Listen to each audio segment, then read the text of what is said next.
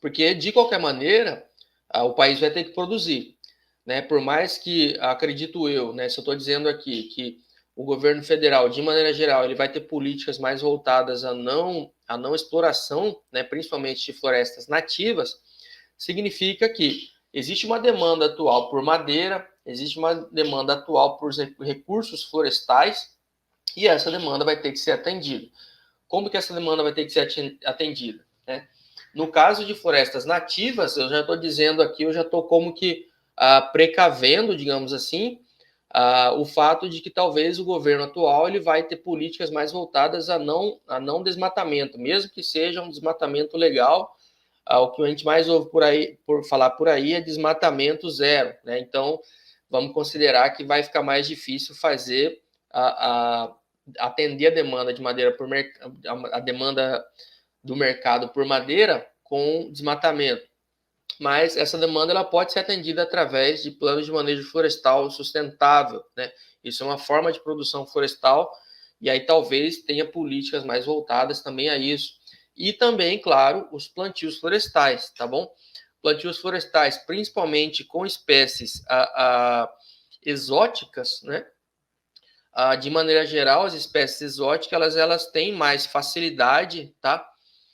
No sentido de que a legislação ela tem aí como que algumas aberturas, alguns benefícios, algumas isenções quando se fala em plantios florestais com espécies exóticas, tá? Vou até dar um exemplo aqui para não ficar muito vago. Por exemplo, eu estou aqui no Mato Grosso, tá? Aqui no Mato Grosso, como é o órgão estadual que analisa essas questões aí de ambiental, né? De florestal e tudo mais, existem leis aqui estaduais que dizem que espécies exóticas, né? Que não sejam vinculadas à reposição florestal, mas espécies exóticas, a madeira de espécies exóticas é isenta de guia florestal, né?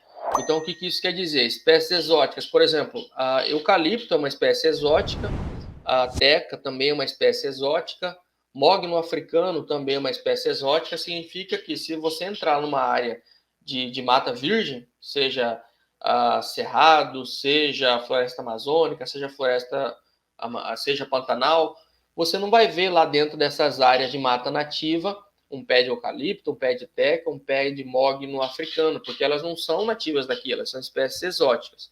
Então, isso significa que qualquer madeira dessas que você vê aqui na região, ela só pode ter sido plantada, não só aqui na região, mas no Brasil todo. Espécies exóticas que você encontrar aqui no Brasil, elas só podem ter sido plantadas, porque elas não são nativas daqui, elas são de outras regiões, então são espécies exóticas. Se elas só podem ter sido plantadas, então isso significa que existe essa abertura aí na lei, né, no sentido de que não é necessário ter uma guia florestal, pelo menos aqui no Mato Grosso é tratado dessa forma, não é necessário uma guia florestal. O que é a guia florestal? É o documento que comprova que aquela madeira não é proveniente de um desmatamento ilegal, né?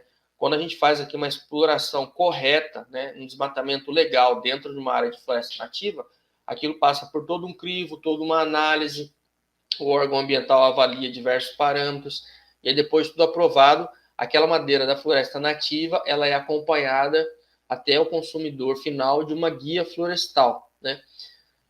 Então, no caso das espécies exóticas, como elas só podem ter sido plantadas, elas não são provenientes de um desmatamento ilegal, então, nesse caso, elas são isentas de guia florestal. Pelo menos aqui no Mato Grosso é tratado dessa forma, tá? Procure verificar aí na sua região como que é essa questão tudo certinho, tá bom?